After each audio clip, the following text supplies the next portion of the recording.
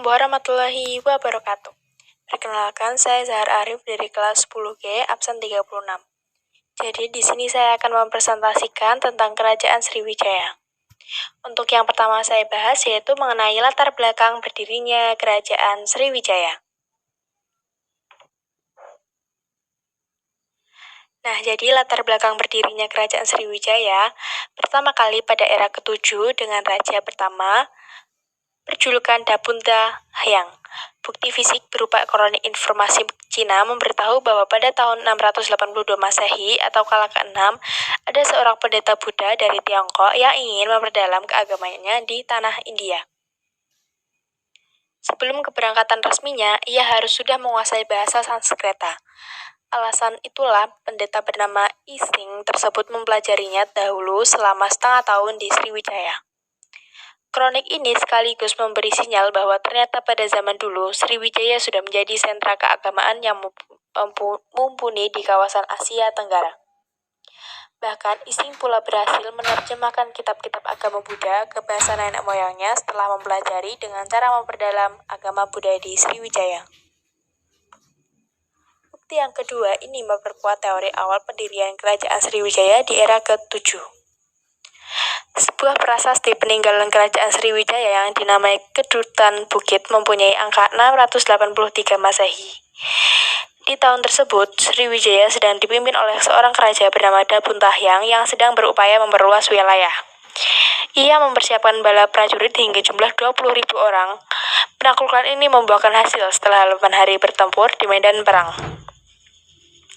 Pada akibatnya, beberapa wilayah yang kekuatan militernya tak sepadan bersedia menyerahkan upeti ke Sriwijaya sebagai tanda takluk.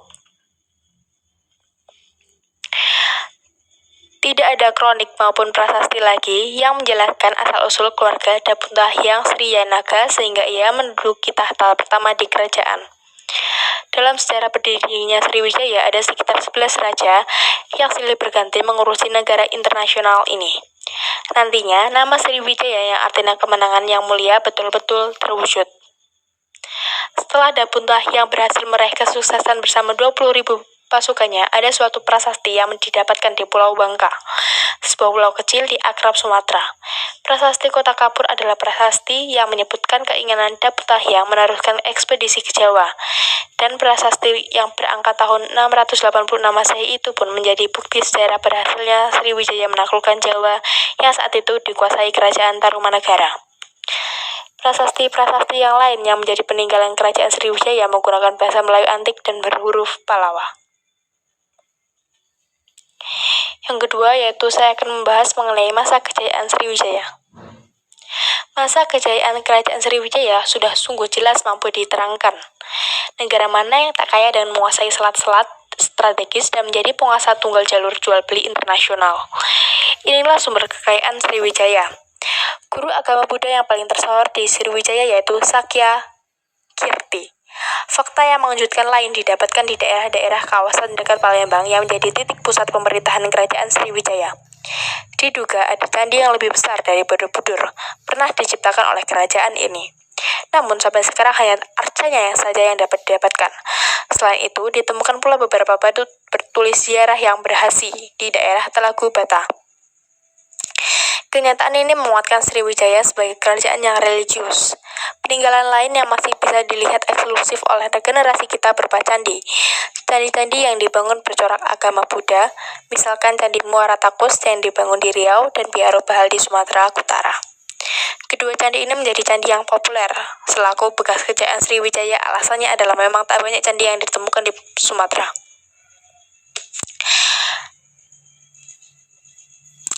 Pada tahun 860 Masehi, prasasti Nalanda yang berada di India menyarat nama Sriwijaya sebagai nama kerajaan internasional yang sangat peduli dengan pendidikan.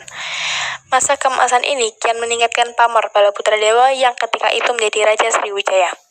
Dalam prasasti tersebut, Balaputra Dewa disebutkan mendirikan asrama pelajar Sriwijaya yang didedikasikan anak dari Sriwijaya yang sedang menuntut ilmu di Nalanda, India.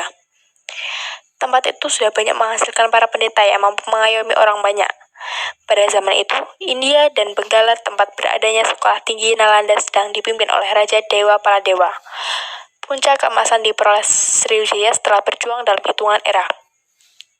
Sriwijaya memperoleh kejayaan ini di kala ke-8 dan ke-9, hingga pada kerananya kejayaan tersebut harus diakhiri pada abad ke-11. Balaputra Dewa yang berhasil membuat Sriwijaya mencapai kejayaan itu sebetulnya yakni anak dari Raja Samaratungga, seorang keturunan dinasti Syailendra dari bumi Jawa yang memberikan peninggalan berbentuk Candi Borobudur pada anak cucunya. Di masa pemerintahan Balaputra Dewa ini, agama Buddha betul-betul menunjukkan progresnya. Ada banyak orang yang berniat menjadi murid spiritual seorang biksu besar bernama Dharma Kirti.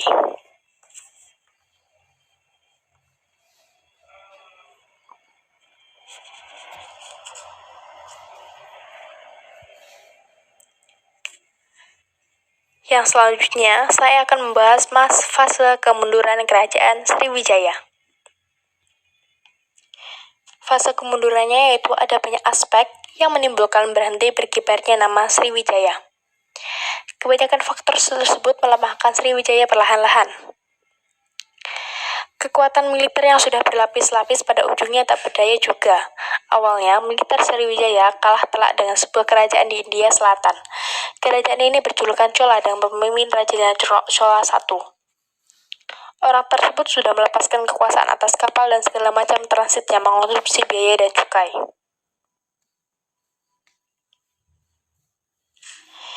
Keadaan terparah dengan banyaknya kerajaan kecil yang melepaskan diri dari efek Sriwijaya.